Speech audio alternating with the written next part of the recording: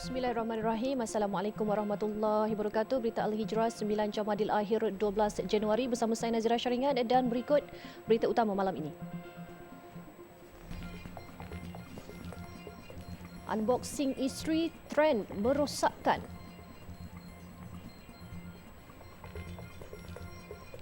Juga mayat hampir reput di tepi pantai.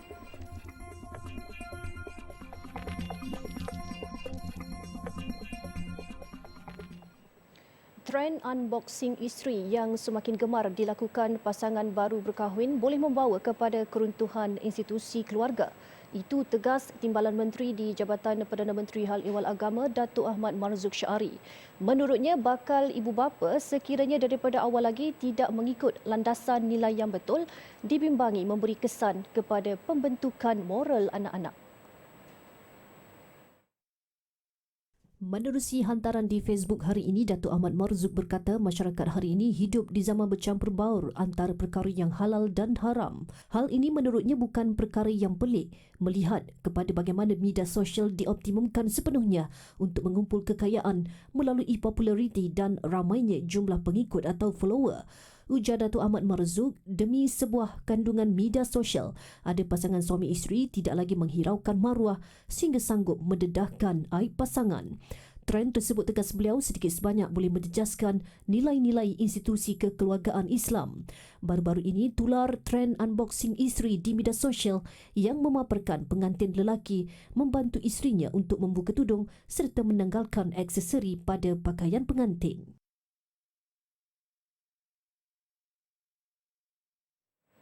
Dalam pada itu, pensyarah Fiqh Fatwa Semasa Universiti Kebangsaan Malaysia UKM, Profesor Madya Datuk Dr. Muhammad Izhar Arif Muhammad Kashim berkata, perbuatan unboxing pasangan sememangnya perkara yang tidak sepatutnya berlaku, lebih-lebih lagi jika melibatkan pasangan beragama Islam.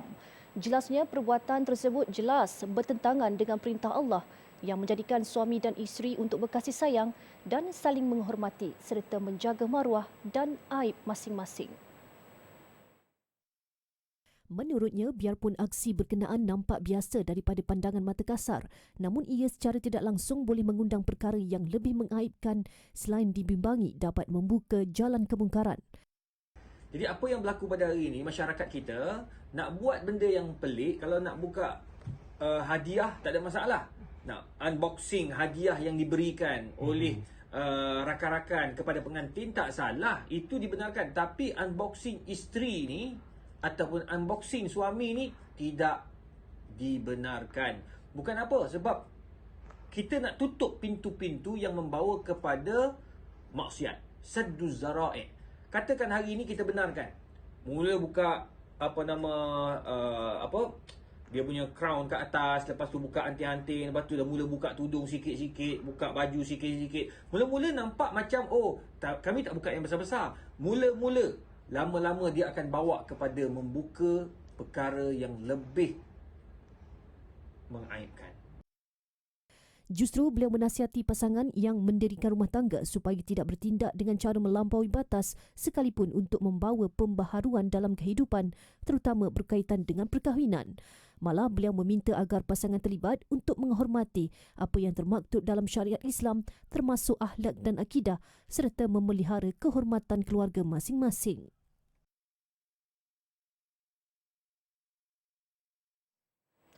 Orang ramai perlu faham skop tugas imam rawatib terlebih dahulu sebelum membuat sebarang tumahan. Itu penjelasan penolong Pesuruhjaya 4 bahagian pengurusan Masjid Jabatan Hal Ehwal Agama Terengganu, Ahmad Ridwan Ahmad Razi berhubung isu pembayaran gaji sebanyak RM900 bagi jawatan tersebut. Jelasnya di Terengganu, imam rawatib boleh dianggap imam separuh masa dan tugasannya tidak seberat imam utama. Dan secara mudahnya, imam rawatib ini adalah imam part time ataupun imam sementara yang mana ia bertujuan bagi menampung kekurangan imam-imam yang sedia ada, dan semestinya tugasan imam rawatib ini tidak akan sama seperti imam-imam yang sedia ada yang telah dilantik. Maka sebagai contoh, di dalam seminggu terdapat 35 waktu, maka kemungkinan imam rawatib ini akan ditugaskan untuk bertugas sebanyak 5 hingga ke 10 waktu sahaja. Jelasnya bagi jawatan imam rawatib, pembayaran gaji tidak ditanggung oleh Jabatan Agama Islam Negeri, malah ia dibayar oleh masjid masing-masing dan setiap kadar bayaran berbeza mengikut keadaan kewangan masjid berkenaan. Dalam pada itu, beliau juga mengingatkan bahawa tugas hakiki bagi imam rawatib adalah berbeza mengikut Jabatan Agama Islam Negeri masing-masing. Sehubungan itu, beliau berharap agar pihak masjid memberikan tugasan kepada imam rawatib yang setimpal dengan bayaran yang diberikan. Perlu juga diingatkan kepada pihak masjid yang menawarkan perkhidmatan imam rawatib ini agar memberikan tugasan kepada imam rawatib ini setimpal dengan bayaran gaji ataupun allowance kepada mereka. Dan janganlah dibebankan imam rawatib ini dengan tugasan-tugasan yang sama seperti imam-imam utama yang lain, sedangkan gaji yang ditawarkan kepada mereka adalah rendah. Terdahulu tular di media sosial iklan tawaran kerja oleh sebuah pusat pengajian Islam sebagai imam rawatib dengan kadar bayaran sebanyak RM900. Iklan tersebut telah mendapat pelbagai kecaman yang rata-rata menganggap ia satu penindasan kerana membayar di bawah kadar gaji minimum. Keberkesanan vaksin COVID-19 yang menurun selepas tempoh tertentu menjadi faktor dos penggalak perlu diambil walaupun seseorang individu telah lengkap 2 dos. Justru orang ramai dinasihati agar tidak mengambil mudah mengenai pengambilan dos penggalak atau dos ketiga terutama dalam usaha mengawal varian Omicron.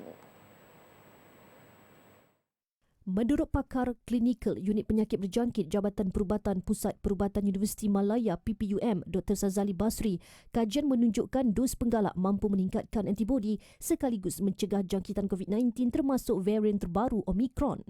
Jadi dengan memberi dos penggalak ni, kita punya antibodi akan bertambah meningkat, jadi dapat mencegah jangkitan virus varian termasuk Omicron lah.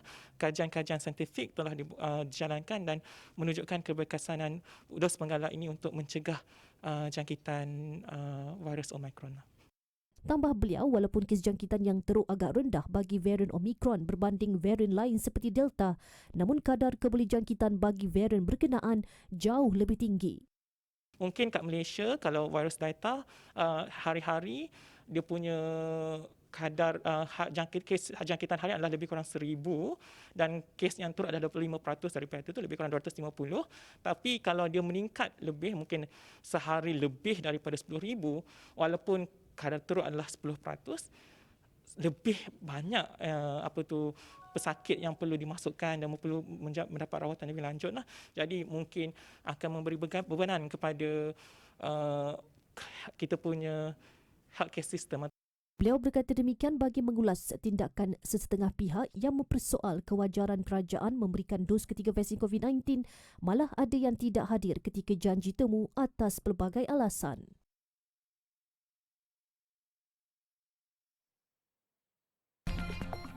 Penganggur didakwa bunuh 2 beradik.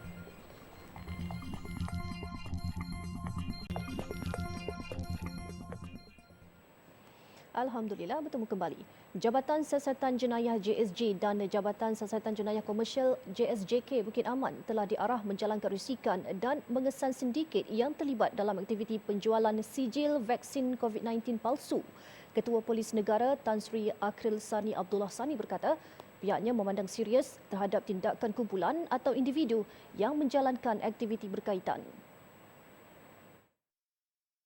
Jelasnya setakat ini PDRM telah menahan seorang individu di Marang Terengganu berkaitan penawaran sijil vaksin palsu dan pihaknya masih belum pasti sama ada perkara sama berlaku di negeri lain namun siasatan lanjut akan dilaksanakan. Menurutnya lagi perkara itu perlu dipandang serius kerana ia menghalang usaha kerajaan mengawal wabak COVID-19. Baik, setakat ini kita telah pun membuat siasatan yang pastinya di Terengganu, di mana pihak polis Terengganu telah mengesan satu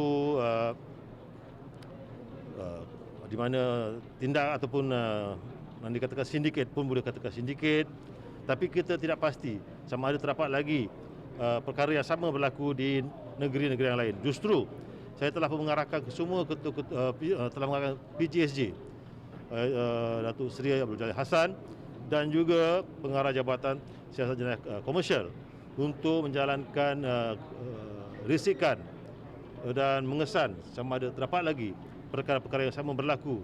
Semalam, Pengarah Jabatan Siasatan Jenayah Komersial Bukit Aman, Datuk Kamaruddin Mat Din memaklumkan setakat ini hanya satu kes dikesan berkenaan aktiviti penawaran sijil vaksin palsu. Suspek merupakan seorang pengamal perubatan berusia 51 tahun yang ditahan di Marang, Terengganu kerana disyaki menjalankan aktiviti penjualan sijil vaksin COVID-19 tanpa memberikan suntikan vaksin sebenar.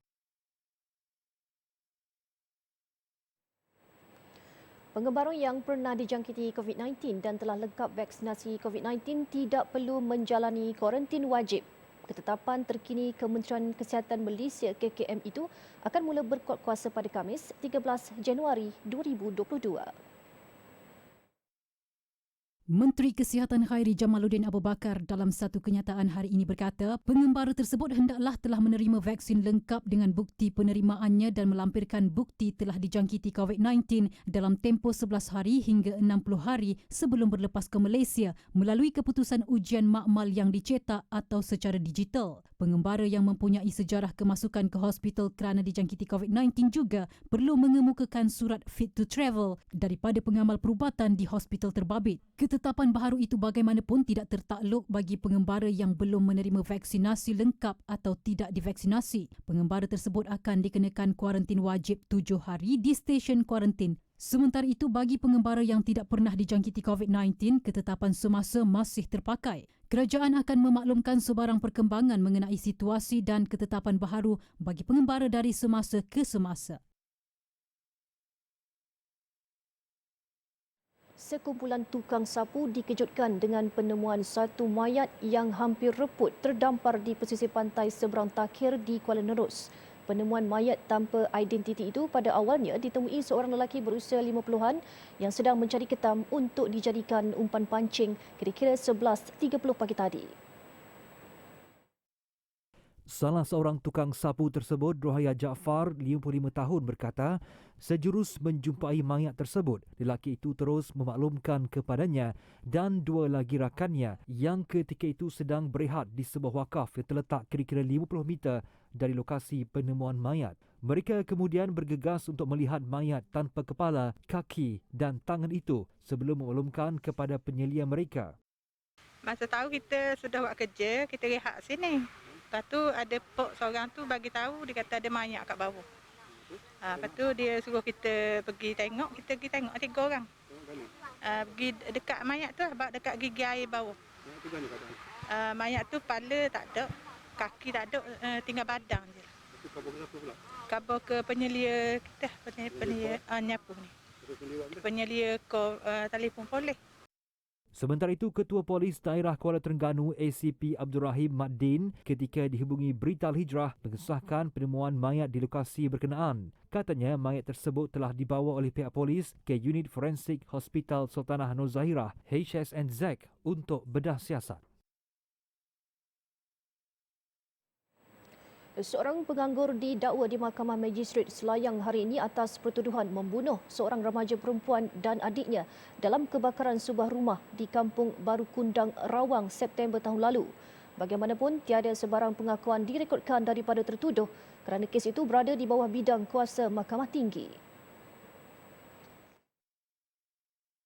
Mengikut pertuduhan pertama dan kedua, tertuduh Muhammad Fauzi Slamat 46 tahun didakwa membunuh B. Divya 19 tahun dan adik lelakinya B. Vishnu yang berusia 3 tahun di sebuah rumah di Kampung Baru Kundang, Rawang antara 10.10 pagi hingga 10.40 pagi pada 14 September 2021. Pendakwaan dibuat mengikut Seksyen 302 Kanun Keseksaan yang membawa hukuman gantung sampai mati jika sabit kesalahan. Tiada jaminan diberikan dan mahkamah menetapkan 16 Mac ini untuk sebutan semula kes dan serahan dokumen. Mahkamah Magistrate Ipoh hari ini memutuskan kes seorang ahli perniagaan Ahmad Nur Azhar Muhammad 33 tahun yang didakwa membunuh pengawal keselamatan 2 tahun lalu dipindahkan ke Mahkamah Tinggi. Keputusan itu dibuat selepas Timbalan Pendakwa Raya memaklumkan semua dokumen termasuk laporan bedah siasat dan kesihatan telah diterima. Mengikut kertas pertuduhan, ahli perniagaan itu didakwa membunuh pengawal keselamatan S. Tava Sagayam di Menara Majestic Jalan CM Yusof Ipoh antara 8 pagi hingga 9.30 pagi pada 29 Disember 2020. Tertuduh didakwa mengikut Seksyen 302 Kanun Keseksaan yang memperuntukkan hukuman mati jika sabit kesalahan. Mengikut pertuduhan awal, dia didakwa di bawah Seksyen 335 Kanun Keseksaan kerana menyerang pengawal keselamatan sebuah kondominium. Bagaimanapun pada 9 September tahun lalu, pertuduhan terhadapnya dipindah kepada membunuh selepas mangsa meninggal dunia 27 Ogos 2021. Mahkamah Tinggi dijangka menetapkan tarikh perbicaraan dalam tempoh 2 atau 3 minggu. Seorang pegawai penjara bersama seorang individu direman 7 hari bermula hari ini susulan kes sindiket rasuah bernilai kira-kira RM60,000 daripada keluarga banduan sebagai dorongan menyeludup barang-barang terlarang ke dalam penjara. Perintah reman dikeluarkan terhadap kedua-dua mereka yang berusia 36 tahun bagi membantu Suruhanjaya Pencegahan Rasuah Malaysia SPRM melekapkan siasatan. Menurut sumber, suspek pertama yang merupakan orang awam ditahan di pejabat SPRM kira-kira pukul 6.50 petang semalam. Suspek dipercayai sebagai proksi atau orang tengah memindahkan wang suapan bernilai RM60,000 melibatkan 300 transaksi sepanjang tahun lalu. Manakala seorang lagi iaitu pegawai penjara pokok Sena Kedah pula ditahan di pejabat SPRM pada pukul 8.15 malam hari sama. Suapan tersebut adalah sebagai balasan untuk menyeludup barang-barang terlarang ke dalam penjara pokok Sena. Menurutnya, proksi tersebut disiasat di bawah Seksyen 16(a)(b) Akta SPRM 2009, manakala pegawai penjara itu disiasat di bawah Seksyen 17(a) Akta yang sama. Menurut sumber lagi, kes terbabit dipercayai melibatkan sindiket dan usaha mengesan ketua di sebalik sindiket tersebut sedang dilakukan. Pengarah SPRM Negeri Suzeliana Hashim ketika dihubungi mengesahkan penangkapan tersebut. Gara-gara menceroboh hutan simpan kekal Rimba Teloisik tahun lalu, seorang guru di sebuah madrasah bersama seorang pelajarnya didenda masing-masing RM1,500 oleh Mahkamah Session Sungai Petani hari ini. Mahkamah turut memerintahkan tertuduh Ismail Taib 69 tahun dan Khairul Anwar Zulkifli 34 tahun dipenjara selama 6 bulan sekiranya gagal membayar denda itu. Kedua-dua tertuduh yang tidak diwakili peguam kemudian membayar denda berkenaan di Kompleks Mahkamah Sungai Petani. Mengikut fakta kes, Ismail yang juga guru madrasah di Kampung Tembak B di Kuala Ketil, Baling dan Khairul Anwar dari Kampung Padang Kuli, Kuala Ketil ditahan anggota Jabatan Perhutanan Negeri Kedah yang melakukan rondaan di hutan simpan berkenaan pada 11.30 pagi 23 Ogos tahun lalu. Kedua-dua mereka dijejaki selepas anggota yang bertugas mendengar bunyi mesin gergaji rantai sebelum mereka ditemui sedang berehat di kawasan lapang yang sudah dibersihkan selain terdapat pembakaran kayu di situ.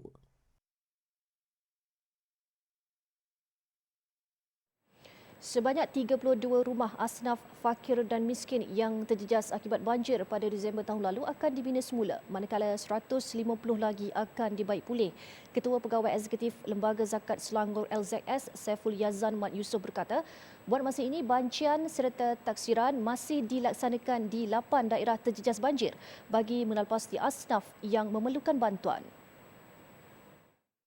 Untuk pembinaan rumah, kita memperuntukkan RM80,000 untuk pembinaan dan kos-kos lain di soil treatment dan lain-lain melibatkan RM13,000. Jadi totalnya satu rumah lebih kurang RM93,000 dan untuk pembaikan kita akan melihat taksiran yang akan kita lakukan tetapi maksimum yang akan kita laksanakan adalah lebih kurang RM31,500 setiap rumah mengikut jenis kerosakan yang berlaku terhadap rumah-rumah tersebutlah.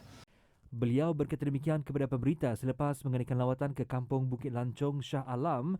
Mengulas mengenai kiraan rumah penduduk di Kampung Bukit Lancong, Saiful Yazan berkata terdapat sebuah rumah asnaf perlu dibina semula, manakala 24 lagi akan dibaik pulih. Hasil bancian awal dilakukan penolong amil kariah turut mendapati 50 buah lagi terjejas dan akan dilakukan pemeriksaan sama ada layak dikategorikan sebagai asnaf. Sekiranya mereka layak dikategorikan sebagai asnaf, LZS akan menyalurkan bantuan dan jika tidak, maklumat berkenaan akan diserahkan kepada agensi kerajaan negeri dan persekutuan untuk tindakan susulan. Selepas ini, warga emas maut selepas dipukul tentera Zionis. Laporan luar negara, banjir akibat hujan lebat di Minas Gerais, Brazil ragut 10 nyawa dalam tempoh 2 hari, manakala lebih 17,000 penduduk terpaksa berpindah mencari tempat pelindungan. Bermula awal Oktober tahun lalu, seramai 29 orang terkorban di negeri itu akibat banjir. Menurut Naib Gabenor negeri itu, Januari merupakan bulan yang sangat sukar buat mereka kerana pelbagai bencana melanda, termasuklah runtuhan cenderam yang mengorbankan sekurang-kurangnya 7 pelancong.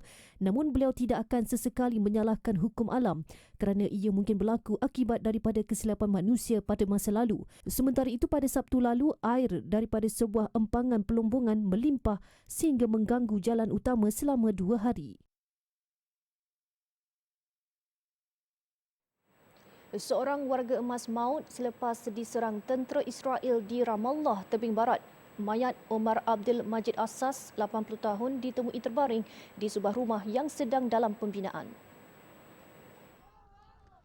Memetik laporan Anadolu, agensi tentera Israel menyerbu kampung berkenaan sebelum menahan, menggari serta memukul warga emas terbabit. Tentera Zionis kemudian meninggalkan Omar di sebuah rumah dalam pembinaan dan ditemui orang ramai sudah meninggal dunia. Ketegangan di Ramallah masih memuncak di mana rakyat Palestin terus menentang kebiadaban Israel yang menahan 5 pelajar dari Universiti Birzeit di Ramallah pada Isnin lalu. Tentera Israel didakwa menceroboh masuk universiti berkenaan dan melepaskan tembakan ke arah pelajar sehingga menyebabkan kecederaan. Nasib 5 pelajar terbabit bagaimanapun masih belum diketahui dan peguam universiti terbabit masih berusaha untuk menjejaki 5 pelajar yang ditahan. Sebuah lagi bandar di China dikenakan perintah lockdown selepas merekodkan peningkatan kes COVID-19 melibatkan varian Delta dan Omicron. Kawalan pergerakan di Bandar Anyang diumum selepas 2 kes varian Omicron dilaporkan. Kes Omicron di Anyang dipercayai ada kaitan dengan 2 kes lain yang dikesan di Tianjin pada Sabtu lalu. Ia merupakan kali pertama varian Omicron merebak di tanah besar China daripada individu yang tiba dari luar dan kontak rapat mereka. Bagaimanapun tidak dapat dipastikan berapa lama tempoh lockdown di Anyang kerana ujian besar-besaran perlu dibuat bagi menghalang lebih banyak jangkitan.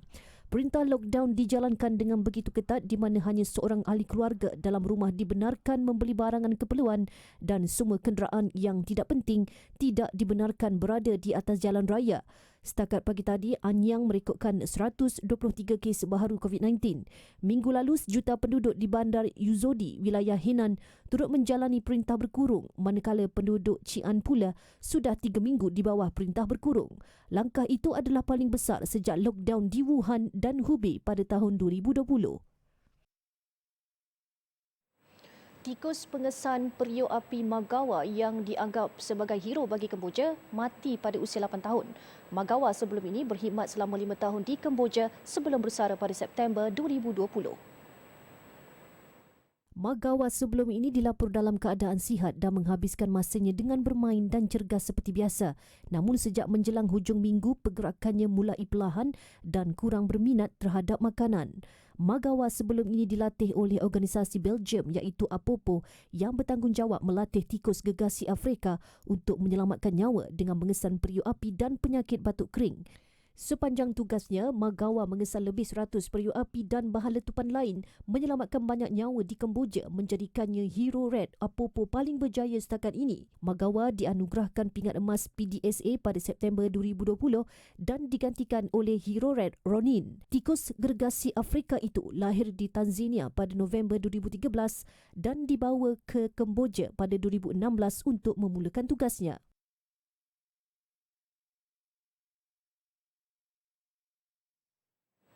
Dengan semangat, keluarga Malaysia perlu mengetepikan semua perbezaan sebaliknya berganding bahu membina Malaysia yang berdaya saing dan berdaya tahan serta kalis cabaran. Jangan lupa layari alhijrahnews.com untuk lagi laporan-laporan menarik dan artikel eksklusif. Saya Nazira Syariat. Assalamualaikum dan selamat malam.